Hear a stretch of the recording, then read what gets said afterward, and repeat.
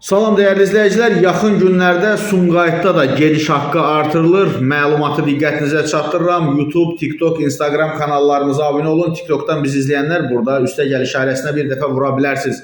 Bu ilin sonuna qədər Sumqayıt şəhərinin nəqliyyat parkı yenilənəcək.